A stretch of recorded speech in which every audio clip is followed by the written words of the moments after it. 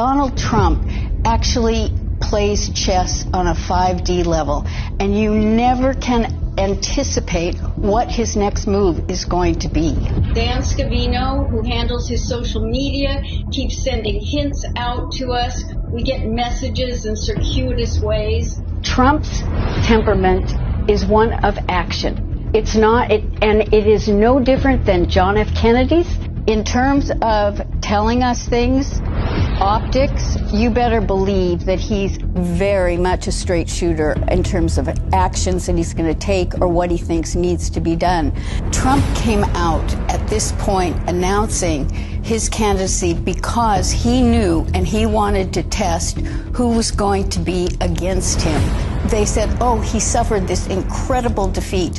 What we were working on was taking over school boards. We wanted to get Nancy Pelosi out. We wanted local councils. Yes, he had 23 out of 235 that didn't win their seats. Let me tell you what Trump has been doing, because it could be earlier than 2024 and not because the election will be overturned. Trump has been endorsing candidates in each of the different states. We're kind of fed up with the rhinos, which are Republicans in name only. And the other thing is that what people don't understand is that the U.S. is a republic.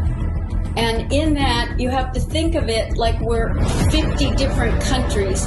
And so he wants to really support state legislatures and secretaries of state so that a lot of the problems that happened in 2020 can get cleared up. The prediction is we're going to take the House and the Senate.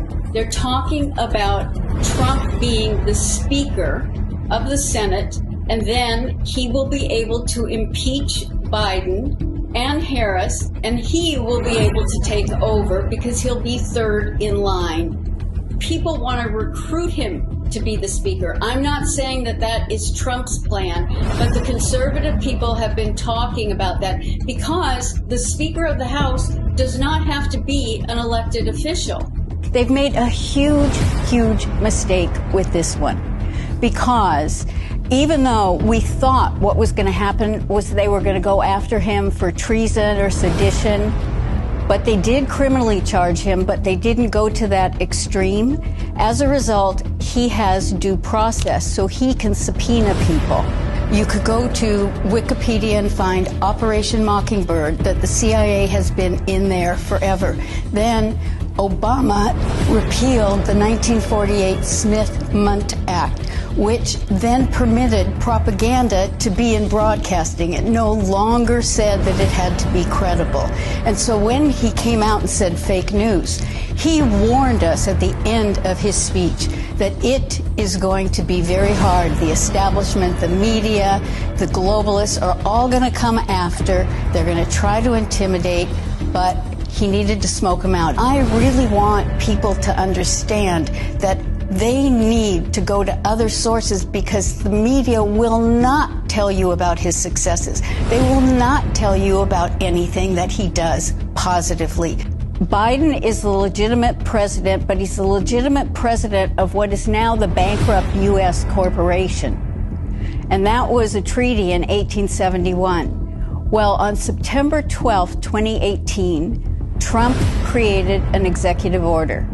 Within that, he outlined in future elections any kind of foreign or domestic interference, specifically for the 2020 election. So we say, how did he know some of these things were going to happen? Think about Edward Snowden and all the information he had. Think about the fact that our military, our Department of Defense Space Force, if you think that they don't have the actual real results from the election, then you're fooling yourself. You know, I sit on a task force at the Department of Defense, and the thing is, they've got the goods. They've got the goods, and Trump knew that if he presented any of the goods early on, we'd have a civil war.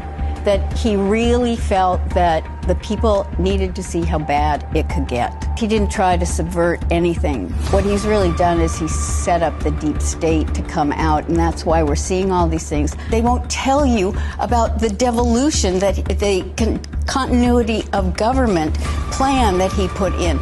The reason that his Mar-a-Lago was seized upon was that they really wanted to get the PEDS, the Presidential Emergency Act document, which is only what Trump knows and the military, that he had to put in place. Because before he left, he declared 2 national emergencies. And you know what? Biden hasn't reversed that. Biden has signed on to 3 of his executive orders to continue them going. So we have some very fascinating things that are going to come out. You know, they made fun of him because they assumed he broke protocol and walked in front of the Queen. No, if you go back and look at it, you will see he looked at her. She gave a wave with her hand. He proceeded. She took a couple of steps, he stopped, and he waited for her to join. That was an optic to tell us that he then was going to bankrupt the U.S. corporation, because it was the Vatican, the Crown, and the U.S. that was part since 1871. He told the Queen, I'm ending this. We're dissolving this corporation. We're going to go back to being a republic, and we'll all be separate. The Pope wasn't happy. You should find the picture of him visiting the Pope. It took 650 planes to remove our gold from the Vatican Bank. WMD, or wireless monitoring device. The wireless monitoring device is a sophisticated network connection monitoring system, designed specifically with election security in mind. We have been told that our election computers are never connected to the internet. The WMD will put that to the test, by detecting and reporting, in real time, Wi-Fi connections in county and state election offices. A group of generals came to me, and it was explained to me they were ready to conduct a coup d'etat. They were ready to move Barack Obama from office, military force. And then a few weeks later, I got another call and said that they were reconsidering. You know why they were reconsidering? Because they talked to Donald Trump, and Trump agreed that he would run. And they agreed that if he would run, they would conduct their coup d'etat as a legitimate process, rooting out the traitors within government. And that pact between the military and Donald Trump has held. You guys know what this represents? Tell us, sir. Maybe it's the calm before the storm. What's the storm? Could be the calm before the storm. What storm? We have the world's great military people in this room, I will tell you that. What storm, Mr. President? You'll find out.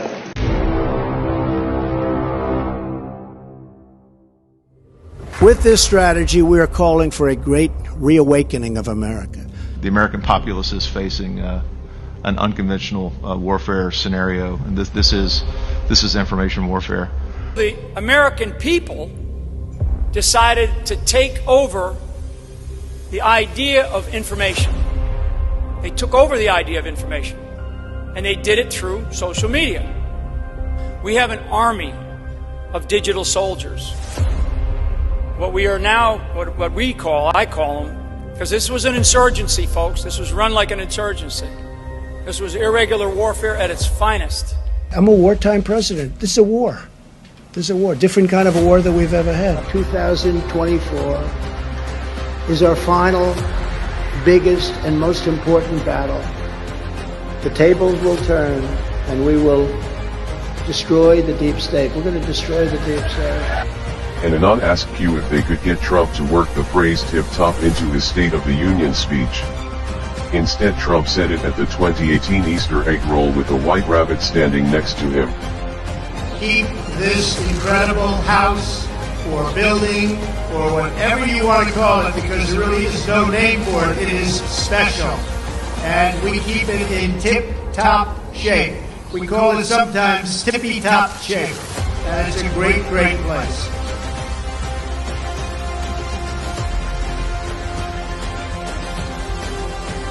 President Trump was flying in Air Force One with the call sign Q0. During the pandemic, the QAnon movement appears to be gaining a lot of followers. Can you talk about what you think about that and what you have to say to people who are following this movement right now? Well, I don't know much about the movement other than I understand they like me very much, which I appreciate. But I don't know much about the movement. I have heard that it is gaining in popularity. These are people that don't like seeing what's going on in places like Portland and places like Chicago and New York and other cities and states. And I've heard these are people that love our country and they just don't like seeing it. So I don't know really anything about it other than they do supposedly like me. At the crux of the theory is this belief that you are secretly saving the world from this satanic cult of pedophiles and cannibals. Does that sound like something you are behind? Well, I haven't heard that, but is that supposed to be a bad thing or a good thing? I mean, you know, if I can help save the world from problems, I'm willing to do it. I'm willing to put myself out there. And we are, actually. We're saving the world from a radical left philosophy that will destroy this country. And when this country is gone, the rest of the world would follow. The rest of the world would follow. That's the importance of this country. QAnon. It is this theory that Democrats are a satanic pedophile ring and that you are the savior of that. Now, can you just once and for all state that that is completely not true and that disavow QAnon in its entirety? I know nothing about QAnon. I just told you. I know very little. You told me, but what you tell me doesn't necessarily make it fact. I hate to say that. I know nothing about it. I do know they are very much against pedophilia. They fight it very hard, but I know nothing about it. They believe it is a satanic cult run by the deep state. QAnon is nuts, and real leaders call conspiracy theories conspiracy theories. Why not just say it's crazy and not true? He may be right. I just don't know about QAnon. You do know. I don't know. No, I don't know. I don't know. Let me ask you another thing. Let's waste a whole show. You start off with white supremacy. I denounce it. You start off with something else. Let's go. Keep asking me these questions. I do have one more in this vein. Let me just tell you, what I do hear about it is they are very strongly against pedophilia. And I agree with that. I mean, I do agree with that, and I agree with it. But there's not a satanic pedophile cult being run by. I know nothing about that. You don't know that? Okay. No, I don't know that. You just this week. Neither do you know that.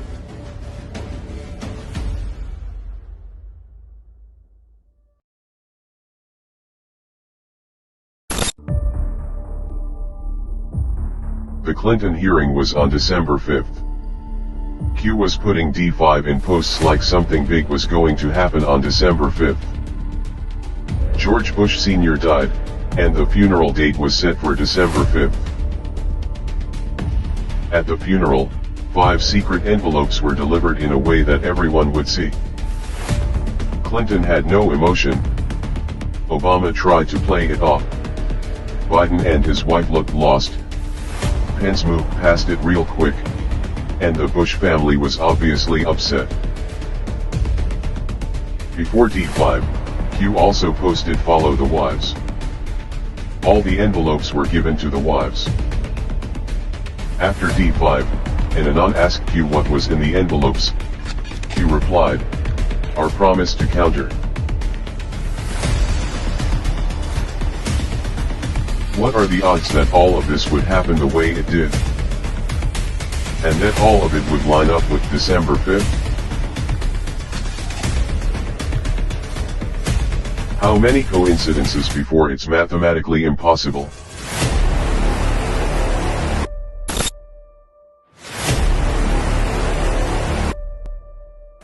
QAnon is military intelligence and close to Trump. We are at war!